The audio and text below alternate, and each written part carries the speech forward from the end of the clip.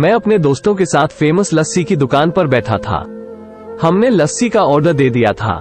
कुर्सियों पर बैठकर हम सभी यार दोस्त हंसी मजाक कर रहे थे। दुकानदार हमारा ऑर्डर तैयार कर रहा था, तभी वहां पर एक बूढ़ी लगभग 80 वर्ष की औरत आकर खड़ी हो गई। कमजोर थी, चेहरे पर भूख साफ नजर आ रही थी, आंखें चेहरे में अंदर घुसी हुई थी लेकिन आंखों में पानी चमक रहा था। देखकर ही पता चल रहा था कि उनका गुजारा मांगकर चलाता होगा।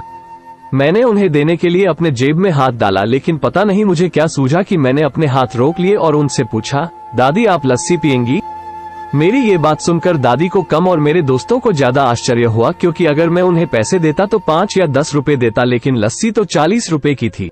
बूढ़ी औरत हिचकिचाते हुए हाँ बोली और उन्होंने अपनी मुट्ठी में पकड़े 15 रुपए जो उन्होंने मांगकर इकट्ठा किए थे मुझे देने के लिए मेरी ओर बढ़ाए। मैंने पूछा ये क्यों?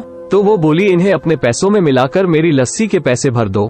उन्हें देखकर मैं भावुक तो पहले ही हो गया था, पर उनकी बात सुनकर मेरी आंख और गला भर आया। मैंने दुकानदार को एक लस्सी बनाने के लिए कहा। मैंने दादी के पैसे नहीं लिए, इसलिए उन्होंने अपनी मुट्ठी वापस भींच ली। सबको लस्सी दे दी गई। मैंने अपनी और दादी की लस्सी के गिलास उठाए और एक दादी को दी।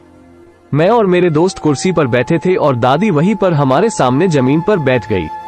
मैं अपने आप को लाचार और गरीब महसूस करने लगा, क्योंकि दुकानदार मेरे दोस्त और बाकी के ग्राहक कहीं कुछ बोल ना दे, इसलिए मैंने बेचारी भिखारी दादी को कुर्सी पर बैठने के लिए नहीं कहा। मैं घुटन महसूस करने लगा। मैं कुर्सी से उठा और दादी के पास जमीन पर बैठ गया।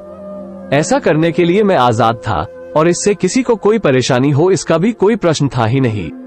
मेरे दोस्त बड़ी अजीब नजरों से मेरी तरफ देख रहे थे। वो कुछ बोल पाते इससे पहले दुकानदार ने दादी को उठाया और कुर्सी पर बिठाया और मेरी तरफ मुस्कुराकर देखते हुए हाथ जोड़कर बोला, साहब ऊपर बैठिए। मेरी दुकान पर ग्राहक हजारों आते हैं, मगर इंसान जिसमें इंसानियत हो कभी कभी आते हैं। दोस्तों, इस कहानी से हमें ये सीख मिलती है कि कोई कितना भी गरीब क्यों न हो, इंसान को इंसान समझना चाहिए। दोस्तों, मेरी वीडियो पसंद आई है तो इसे लाइक और चैनल को सब्सक्राइब करना ना भूलें।